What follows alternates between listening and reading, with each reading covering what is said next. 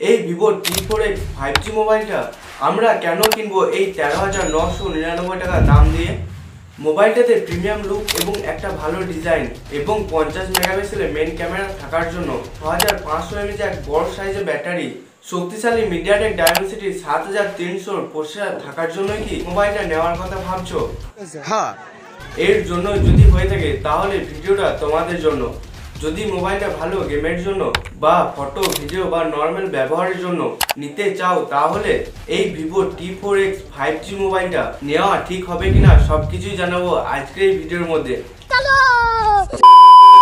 এই Vivo T4X মোবাইলের বক্সের মধ্যে চার্জার এবং ব্যাক কভার এই দুটোই কিন্তু পেয়ে যাবে বক্সের মধ্যে। এই মোবাইলের ব্যাক সাইডের ডিজাইনটা দেখে মনেই হবে না যে 15,000 টাকা দামের কোনো মোবাইল। সব মোবাইলের চেয়ে এক আলাদা ইউনিক ডিজাইনের সঙ্গে দেখতে হবে এবং দুর্দান্ত কালার কম্বিনেশন দেখতে হবে ব্যাক প্যানেলটার মধ্যে। এই মোবাইলের ব্যাক প্যানেলটা গ্লাস বডির মতো দেখতে হলেও আসলে গ্লাস বডি না, এটা হলো প্লাস্টিক বডির সঙ্গে একটা শাইনি লুক ব্যবহার করেছে ব্যাক প্যানেলটার মধ্যে। এবং মোবাইলের পিছনে নতুন ক্যামেরার ডিজাইনের সঙ্গে অরাল লাইট টাইপের মতো ডিজাইন বের করেছে। এই ডাইনামিক লাইটটার কাজ হলো চার্জিংয়ের সময় বা কোনো নোটিফিকেশনের সময় লাইট শো করবে এবং লাইটের কালারগুলো তোমরা চেঞ্জ করতে পারবে নিজের মতো। তারপরে মোবাইলটার সাইড ফ্রেমগুলো প্লাস্টিক ডিজাইনের সঙ্গেই দেখতে পাবে। আর মোবাইলটার কালারের অপশনের দিক থেকে এই দুটি কালার অপশন পেয়ে যাবে। এই মোবাইলটাকে ব্যাক কভার না পরিয়ে ব্যবহার করলে খুব একটা স্ক্র্যাচ দেখতে পাবে না ব্যাক প্যানেলের মধ্যে, কিন্তু সেফটির জন্য ব্যাক কভার পরিয়ে ব্যবহার করাটাই ভালো। আর থাকছে মোবাইলটার মধ্যে IP64 এর রেটিং। 15,000 টাকা দামের মোবাইলের মধ্যেও IP64 থাকছে, এটা একটা ভালো দিক। IP64 থাকার জন্য হালকা ধুলো এবং জলের মধ্যে পড়লেও কোনো কিছু প্রবলেম দেখা দেবে না মোবাইলটাতে। এবং মোবাইলটার হ্যাপটিক এক্সপিরিয়েন্সের দিক থেকে খুব একটা ভালো ফিল পাবে না বলতে একদমই কি খারাপ তা না, শুধু টাইপিংয়ের সময় টাক টাক করে যে আওয়াজটা ওঠে সেই ফিলটা পাবে না। মোবাইলটার মধ্যে 6500 mAh এক বড় সাইজের ব্যাটারি থাকার পরেও মোবাইলটা হাতে ধরে বেশ পাতলা ফিল পাবে এবং দেখেও এত বড় সাইজের ব্যাটারি থাকার পরেও মোবাইলটার মধ্যে খুব একটা ওয়েট দেখতে পাবে না, 205-6 গ্রামের মতো ওয়েট দেখতে পাবে। এবং মোবাইলটার ব্যাক প্যানেলটা একটু কার্ভ হওয়ার জন্য মোবাইলটা হাতে ধরে বেশ ভালো রকমের ফিল পাবে। মোবাইলটার ব্যাটারির মধ্যে 6500 mAh এক বড় সাইজের ব্যাটারি পেয়ে যাবে মোবাইলটার মধ্যে। এবং এত বড় ব্যাটারিটা চার্জ করার জন্য 44 ওয়াট এক ফ্ল্যাশ চার্জার পেয়ে যাবে। এই বড় সাইজের ব্যাটারিটা ফুল চার্জ হতে গেলে 1.5 ঘন্টা সময় তো লাগবেই। ফুল চার্জ হওয়ার পর মোবাইলটার মধ্যে 2 দিন পর্যন্ত ব্যাটারি ব্যাকআপ পেয়ে যাবে নর্মাল ব্যবহারের ক্ষেত্রে। আর যদি এই পর্যন্ত ভিডিওটা ভালো লেগে থাকে তাহলে চ্যানেলটাকে সাবস্ক্রাইব করতে একদম ভুলো না। এই মোবাইলটার প্রসেসরের মধ্যে থাকছে মিডিয়াটেক ডায়মেনসিটি 7300 4nm এর 5G প্রসেসর। যদি এই মোবাইলটার আন্তত স্কোর দেখো তাহলে আমি বলবো একটা ভালো স্কোর দিয়েছে। 7 লাখের ওপর আন্তত স্কোর দেখতে হবে মোবাইলটার মধ্যে। 15,000 টাকার মধ্যে এই 7 লাখের ওপর আন্তত স্কোরটা একটা দুর্দান্ত স্কোর বলবো আমি।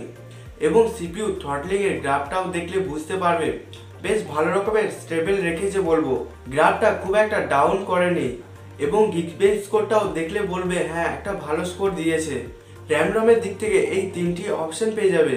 LPDDR4X র্যাম টাইপ অপশনের সঙ্গে UFS 3.1 এর স্টোরেজ টাইপ পাবে।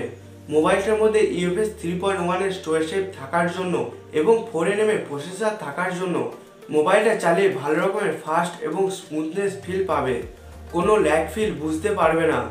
এবং এই 15,000 টাকা দামের মধ্যেও ভালো রকমের অ্যানিমেশন দেখতে হবে মোবাইলটার মধ্যে। এবং র্যাম ম্যানেজমেন্টের মধ্যে অনেক অ্যাপ থাকলেও ল্যাগ এবং টাচের সমস্যা দেখতে পাবে না। BGMI গ্রাফিকের মধ্যে স্মুথ প্লাস এক্সট্রিমের সাপোর্ট দেখতে হবে 60 FPS এ। সত্যি কথা বলতে এই মোবাইলটা তোমরা 15,000 টাকার মধ্যে যদি গেমিংয়ের জন্য নিতে চাও একটা ভালো অপশন হবে তোমাদের জন্য। তার কারণ হলো মোবাইলটার মধ্যে 60 FPS এ গেম খেলার পরেও FPS এর দিক থেকে তো মোটামুটি ভালো স্টেবল দেখতে পাবে। তারপরেই গেমিং এর মধ্যে স্মুথনেসের সঙ্গে কোনো ল্যাগ বা ফ্রেম ড্রপ ছাড়া ভালোভাবে গেম প্লে করতে পারবে, যেটা কিনা একটা খুব ভালো দিক এই 15,000 টাকার মোবাইলের মধ্যে। এবং অনেকক্ষণ গেম খেলার পরেও খুব একটা গরম বুঝতে পারবে না মোবাইলটার মধ্যে, যেহেতু এখন গরমের সময় সাধারণত যে কোনো মোবাইলে একটু গরম হবে, এই নিয়ে চিন্তা করার কিছু নেই। এবং ফ্রি ফায়ার ও আল্ট্রা মোডে বেশ ভালোভাবে গেম প্লে করতে পারবে কোনো ল্যাগ ছাড়া। মোবাইলটার ডিসপ্লের মধ্যে থাকছে 6.72 inch full HD plus IPS LCD display. মোবাইলটার ডিসপ্লের দিকে যদি একটু লক্ষ্য করো, ডিসপ্লের বেজেল সাইজ ঠিকঠাক থাকলেও কিন্তু চিন সাইজটা একটু মোটা দেখতে পাবে। মোবাইলটার ডিসপ্লের মধ্যে আইপিএস এলসিডি ডিসপ্লে থাকলেও ডিসপ্লের কোয়ালিটি কিন্তু দুর্দান্ত লেভেলে দেখতে পাবে। যে কোনো ভিডিওর কালার অ্যাকুরেসি একদম ভালো লেভেলে দেখতে পাবে এবং ভিডিও ডিটেলসের দিক থেকেও বেশ ভালো দেখতে পাবে মোবাইলটার ডিসপ্লের মধ্যে।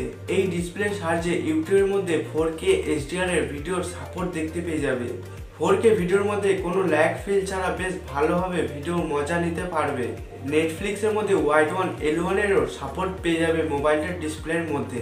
মোবাইলটার মধ্যে 120 হার্টজের রিফ্রেশ রেট থাকার জন্য মোবাইলটা চালিয়ে বেশ ভালো রকমের স্মুথনেস ফিল পাবে। মোবাইলটার ব্রাইটনেসের দিক থেকে 1050 নিটসের HBM ব্রাইটনেস পেয়ে যাবে। এই ব্রাইটনেস থাকার ফলে বাইরের রোদের আলোর মধ্যেও মোটামুটি বেশ ভালোই দেখা যাচ্ছে, কাজ চালিয়ে দেবে। মোবাইলটার মধ্যে LCD প্যানেল থাকার জন্য ব্যাটারি লাইফের দিক থেকে একটু ভালো দেখতে পাবে। মোবাইলটার মধ্যে LCD প্যানেল থাকার জন্য সাইড মাউন্টেড ফিঙ্গারপ্রিন্ট সেন্সর থাকছে মোবাইলটার মধ্যে। তবে এই সাইড মাউন্টেড ফিঙ্গারপ্রিন্ট সেন্সরটা বেশ ভালো ফাস্ট কাজ করছে, স্লো কাজ করছে এমন না। সাইড মাউন্টেড ফিঙ্গারপ্রিন্ট সেন্সর থাকার পরেও ডিসপ্লের মধ্যে অলওয়েজ অন ডিসপ্লের অপশন দেখতে পাবে, কিছুক্ষণের জন্য হলেও কিন্তু পাবে। মোবাইলটার স্পিকারের অপশনের দিক থেকে ডুয়েল স্টিরিও স্পিকার থাকছে, যেটা কিনা একটা খুবই ভালো দিক ডুয়েল স্টিরিও স্পিকার থাকার জন্য। মোবাইলটার সাউন্ড কোয়ালিটির দিক থেকে লাউডনেস এবং ভালো রকমের সাউন্ড কোয়ালিটি পেয়ে যাবে মোবাইলটার থেকে। তার সঙ্গে 400% পর্যন্ত সাউন্ডের অপশন দেখতে পাবে। সাউন্ডের পার্সেন্টটা শুধু নাম্বারেতেই বড়, সেই 100% সাউন্ডের মতনই সাউন্ড পাবে। সাউন্ডের দিক থেকে সবই ঠিক আছে, কিন্তু মোবাইলটার মধ্যে হেডফোন জ্যাকের অপশন নেই, কিন্তু দেওয়া দরকার ছিল। তোমরা বলবে মোবাইলটার সবই তো ঠিক আছে, কিন্তু ক্যামেরা কেমন, তাই তো। তবে দেখো, মোবাইলটার পিছনে এতগুলো ক্যামেরা থাকলেও মেন কাজের সেন্সার থাকছে একটি, সেইটি হলো 50 মেগাপিক্সেলের মেন সেন্সার। তার সঙ্গে আরেকটি ক্যামেরা থাকছে 2 মেগাপিক্সেলের, সেটা তেমন কাজের না। আরেকটি ক্যামেরার মতো দেখতে পাচ্ছ, এটা হলো আইআর ব্লাস্টার। কিছু তোমরা মেন ক্যামেরা তোলা ফটো দেখো, এই 50 মেগাপিক্সেলের ক্যামেরার দিক থেকে ফটোর কালার কোয়ালিটি দেখে মনে হলো বেশ ভালো। ফটোর কালার কোয়ালিটি এবং ডিটেলস দেখে মনে হলো ফটো চলবে, এবং ফটোর মধ্যে শার্পনেসের দিক থেকেও বলবো ঠিকঠাক আছে।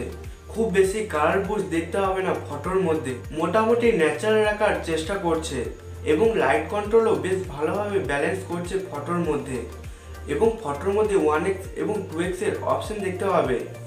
আমি যেটা খেয়াল করে দেখলাম, 2x এর ফটোগুলোর মধ্যে লাইট কন্ট্রোলের দিক থেকে হালকা প্রবলেম দেখা গেছে, কিন্তু সব ফটোগুলোর মধ্যে না, কিছু কিছু ফটোর মধ্যে দেখা গেছে। এবং পোর্ট্রেট মোডের মধ্যে 1x পর্যন্তই ফটো তুলতে পারবে। পোর্ট্রেট ফটোর মধ্যে এজ ডিটেকশন এবং লাইট কন্ট্রোল সব দিক থেকেই বেশ ভালোভাবে মেনটেন রাখছে ফটোর মধ্যে, এবং রাতে তোলা ফটোগুলোর মধ্যেও বেশ ভালোভাবে লাইট কন্ট্রোল রাখছে। এই মোবাইলে তোলা ফটোর কোয়ালিটি দেখে মনেই হবে না যে কোনো 15,000 টাকা দামের মোবাইলে তোলা ফটো। আর সেলফি ক্যামেরার দিক থেকে 8 মেগাপিক্সেলের সেলফি ক্যামেরা পাবে। 8 মেগাপিক্সেল সেলফি ক্যামেরা থাকার পরেও বেশ ভালোভাবে সেলফি তুলতে পারবে, কোনো কিছু প্রবলেম নেই। সেলফি তোলা ফটোগুলোর মধ্যে স্ক্রিন টোনটা একটু সফট ফিল পাবে। ভিডিও রেকর্ডিংয়ের দিক থেকে সেলফি ক্যামেরার মধ্যে 1080p 30fps এর ভিডিও রেকর্ডিংয়ের সাপোর্ট পেয়ে যাবে। আর মেন ক্যামেরার মধ্যে 4K 30fps এর ভিডিও রেকর্ডিংয়ের সাপোর্ট থাকছে, শুধু 8GB র্যামের ভেরিয়েন্টের জন্য। মোবাইলটার 5G ব্যান্ডসের মধ্যে সব 5G ব্যান্ডসেরই সাপোর্ট পেয়ে যাবে, যেগুলি ইন্ডিয়ার মধ্যে চলছে। তার সঙ্গে মোবাইলটার মধ্যে ভিভোর নিজস্ব ডায়ালারের অপশন পাবে, এর ফলে লুকিয়ে কল রেকর্ডিং করলে অপরজন জানতে পারবে না। মোবাইলটার সফটওয়্যারের মধ্যে থাকছে ফানটাচ OS এর সঙ্গে অ্যান্ড্রয়েড 15 এর আপডেট আগে থেকে পেয়ে যাবে মোবাইলটার মধ্যে। তার সঙ্গে 2 বছরের মেজর আপডেট পাবে এবং 3 বছরের সিকিউরিটি আপডেট পাবে। আর মোবাইলটার মধ্যে বেশ ভালো রকমের এক্সট্রা অ্যাপ দেখতে পাবে, চাইলে তোমরা এগুলো আনইনস্টল করে নিতে পারবে। আর মোবাইলটার মধ্যে বেশ কিছু AI ফিচার্স দেখতে পাবে, যেমন circle to search, background remover, এর মতো আরও কিছু AI ফিচার্স থাকছে মোবাইলটার মধ্যে। তো আজকের এই ভিডিওটা তোমাদের কেমন লাগলো কমেন্ট করে জানাতে ভুলো না। আর চ্যানেল নতুন হয়ে থাকলে চ্যানেলটাকে সাবস্ক্রাইব করতে একদম ভুলো না। তো সবার শেষে আমি তোমাদের বলবো, এই ভিভো T4X 5G মোবাইলটা একটা ভালো অপশন হতে পারে তোমাদের জন্য।